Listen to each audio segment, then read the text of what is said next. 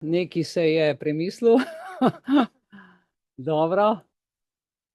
Tako da danes, evo, vam želim dobrodošlico. Z vami sem Mihael Belis ta večer na 207. srečanju Društva za srečno življenje Belis v soboto, 24. maja 2025. Ura je 19:02 in pričenjamo z našim rednim srečanjem Društva Belis. Tako da vam, bom rekel, želim prisrčno dobrodošlico in z današnjim programom najprej za tale uvod seveda si bomo pogledali najprej zapisnik srečanja, ki jaz upam, da ste ga dobili, da ste si ga pogledali.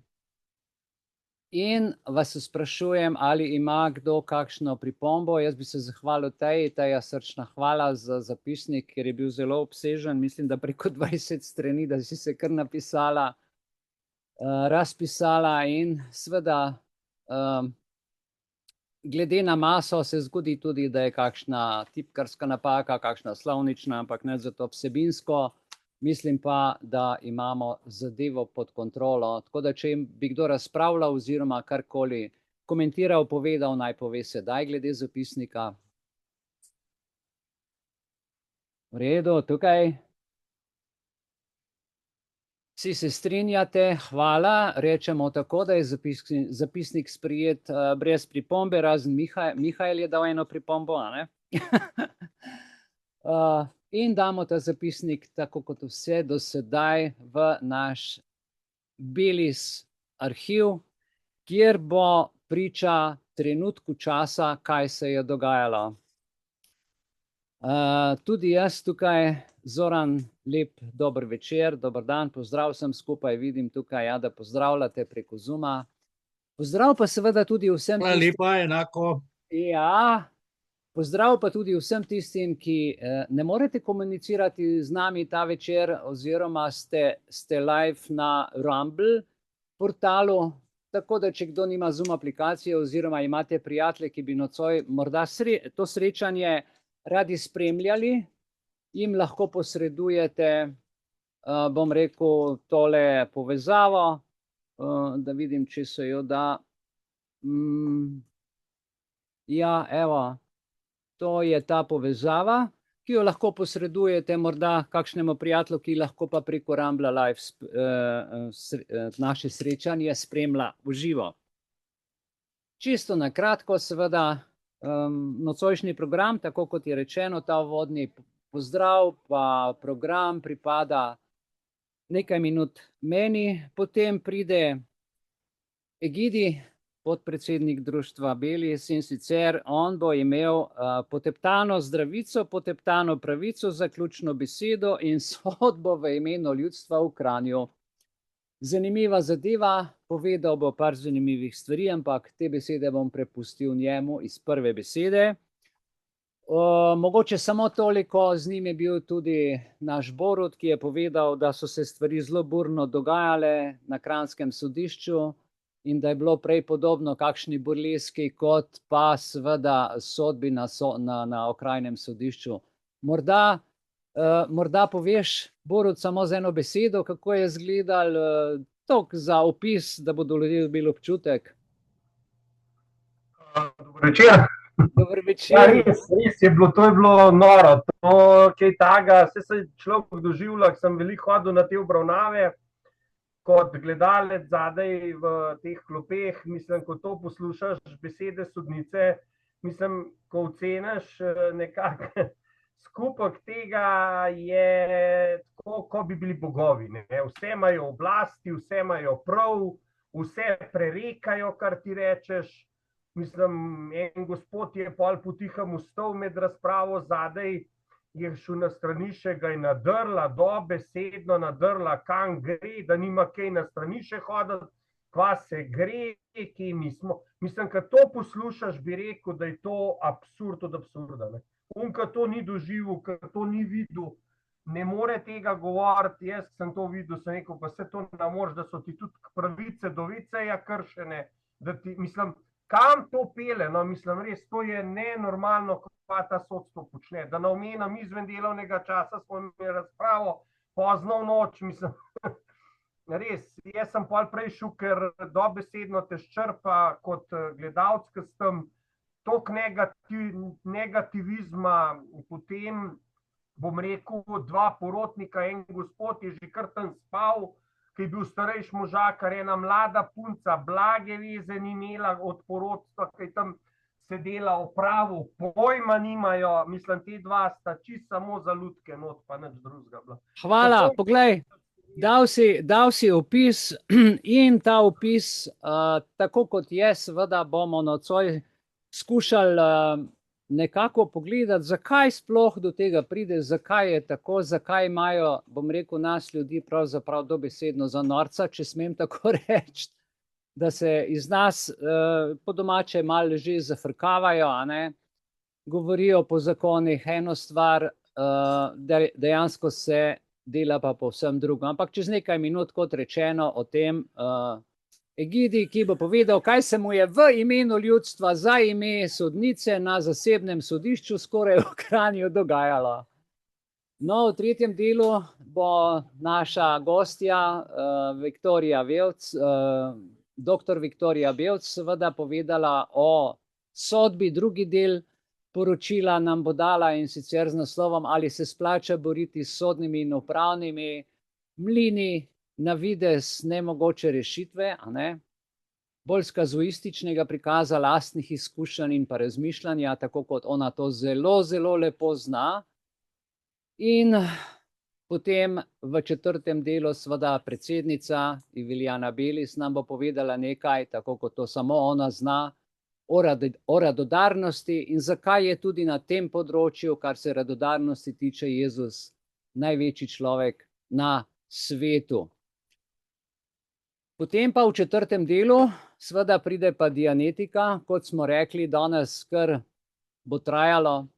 Imamo veliko materijala, imamo veliko kratkih zgodb v video prikazu za lažji prikaz tega, kar v bistvu nam počnejo. Tako da mi bomo to gledali na mikronivoju, potem, če boste pa znali te stvari aplicirati na makronivo, ki nam to počne seveda na masovni hipnozi, na masovni sugestiji, na masovni psihologiji, pa toliko dobro, da prepoznamo te stvari.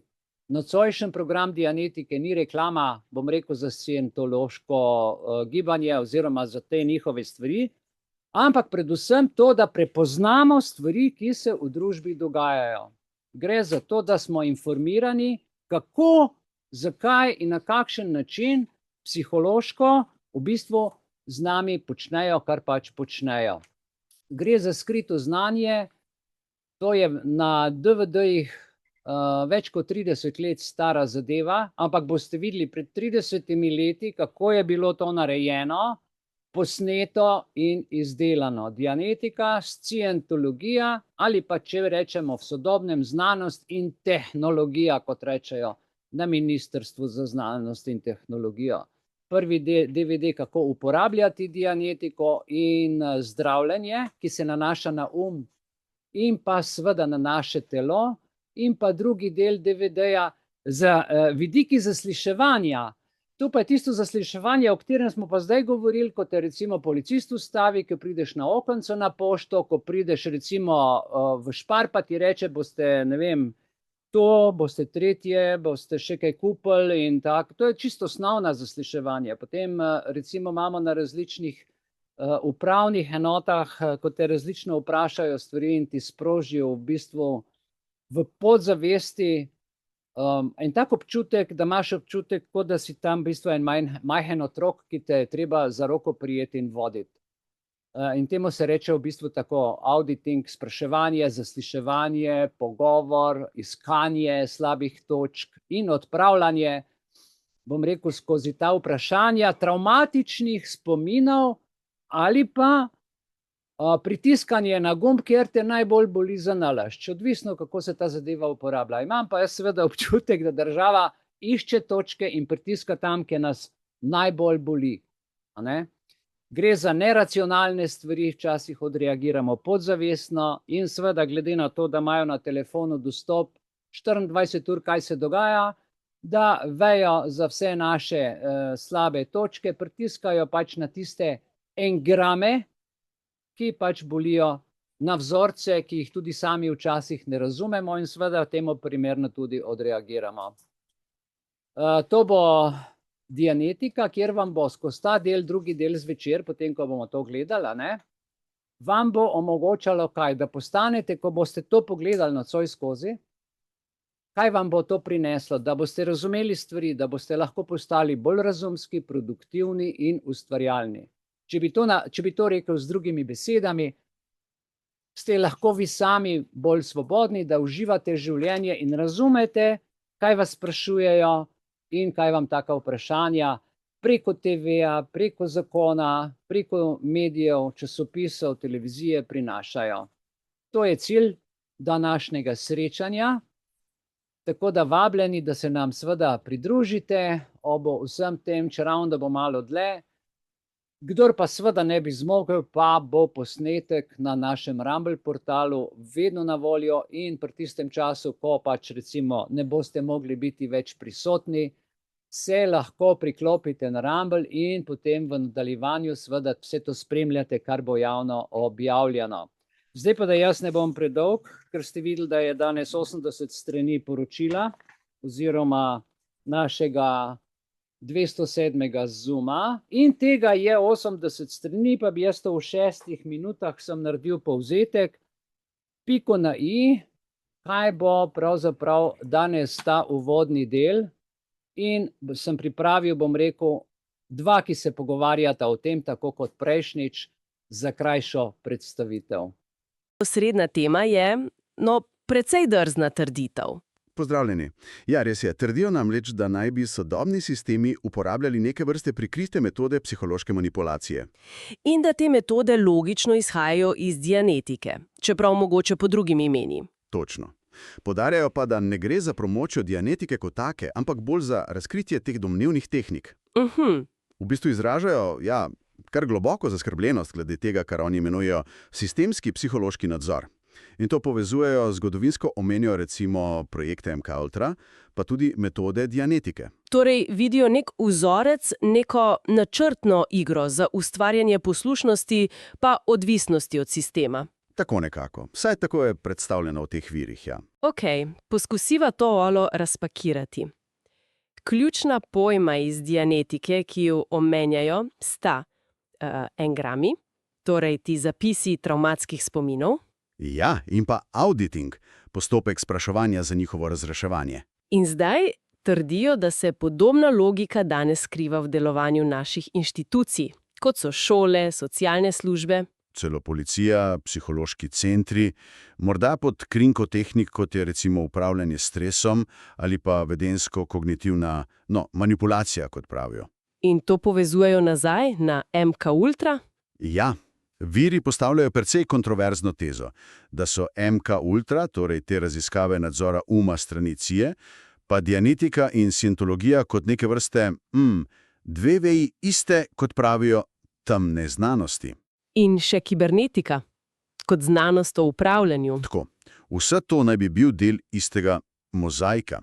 Trdijo, da so metode iz teh sfer nekako prešle v splošno rabo, za družbeni inženiring pravzaprav. Dobro. Ampak kako naj bi se ta domnevni nadzor kazal v praksi, po mnenju teh virov? Omenjajo več plasti. Ena je recimo uporaba državnih uslužbencev. Kot nekakšnih kanalov. Ja, ki naj bi bili mogoče motiniti nevede, usposobljeni za sprožanje čustvenih reakcij pri ljudeh, pa za vzpostavljanje nekega navideznega zaupanja, uporabo specifičnih besednih vzorcev. Z namenom, da posameznika postavijo v podrejen položaj ali, kot pravijo, ga resetirajo. Nekako tako, ja. Poleg tega pa govorijo tudi o ustvarjanju trajno travmatiziranega državljana. Skozi sistemske pritiske, ekonomske, birokratske. Točno, medijske. Opisujejo tudi večnivojske protokole tega, kar imenujejo sistemski strah. Makro, mezo, mikro. Sem prav razumela? Ja, makroraven naj bi bili mediji krize, mezoraven pa recimo birokratski pravosodni postopki, ki so lahko zapleteni, včasih grozeči. In mikroraven? To pa naj bi bile osebne interakcije, stiki z uslužbenci, recimo. Zanimiva je tudi tista teorija o ciklu problem-rešitev, Aha. kjer naj bi sistem najprej ustvaril ali pa vsaj poudaril nek problem. In potem ponudil rešitev, ki pa v resnici samo poglobi odvisnost. Ja, točno. In vse to naj bi ciljalo na naš reaktivni um. Tisti del psihe, ki se odziva avtomatsko, na podlagi starih travm, namesto premišljeno. Tako nekako je mišljeno, ja. Odzivanje na sprožilce, triggerje. In te, precej abstraktne trditve, viri potem ponazarjujejo s konkretnimi primeri, ki jih skrbijo. Recimo pri ZZZ, Zavodu za zdravstveno zavarovanje. Motijo jih, na primer, zahteve po registraciji na portal za prejemanje obvestil ali pa domnevno pošiljanje občutljivih podatkov po nezavarovanih poteh. In to vidijo kot možno kršitev GDPR-ja, pa ZVOP-2. Ja, predvsem načelo namenskosti pa sorazmernosti, zakonitosti, obdelave posebnih vrst podatkov. Potem je tu še predlog zakona o psihoterapiji. Tudi tu imajo pomisleke. Izražajo kar precejšno bojazen, ja? Da bi lahko uzakonil nekakšen kult ubogljivosti, kot pravijo, pa da centralni register terapevtov prinaša tveganja. Kdo bo imel dostop? Se bodo podatki povezovali? In predvsem, ali so varovalka za tako občutljive terapevtske podatke sploh zadostne? Točno. Potem pa še pravosodni postopki, ki jih umeščajo na tisto mezoraven sistemskega strahu. Tako, sodni postopki, prekrški, izvršbe, vse to naj bi svojo kompleksnostjo, roki, sankcijami ustvarjalo občutek nemoči, brezizhodnosti. Kritizirajo tudi rabo izraza storilec, namesto recimo kršitelj ali obdolženec. Sprašujejo se o spoštovanju domneve nedolžnosti, pa o pravici do odškodnine po 26. členu ustave. Ja, in vse to vidijo kot del širših tehnik vplivanja se strani sistema oziroma njegovih predstavnikov. In kakšen je potem odgovor, rešitev, ki jo ponujajo ti viri? Predvsem pravijo zavedanje teh domnevnih vzorcev, prepoznavanje. In zavračanje sodelovanja v tej igri. Tako nekako. Da bi se osvobodil iz tega, čemur pravijo avtoritetni trans. Zanimivo omenjajo celo, da bi dianetika sama, če bi se uporabljala etično, lahko bila orodje za osvoboditev od tega reaktivnega uma. Nekakšen paradoks. Ja, to je res zanimiv zasuk, ampak če povzamem, ta osrednja nit virov gre pač za trditev o obstoju domnevnih sistemskih psiholoških tehnik za nadzor prebivalstva, ki naj bi izvirale iz precej spornih zgodovinskih projektov in metodologij. Točno. In te konkretne skrbi glede ZZZ, zakona o psihoterapiji, pravosodja, to vidijo le kot simptoma tega širšega domnevnega sistema. Torej, kaj nam vse to pusti v razmislek za konec? Viri postavljajo, rekla bi, kar izzivalno vprašanje.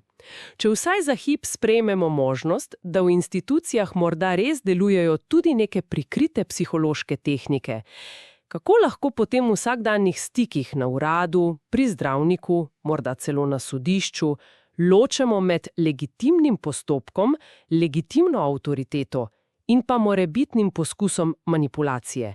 Kje je tista meja? To je vprašanje za premislek.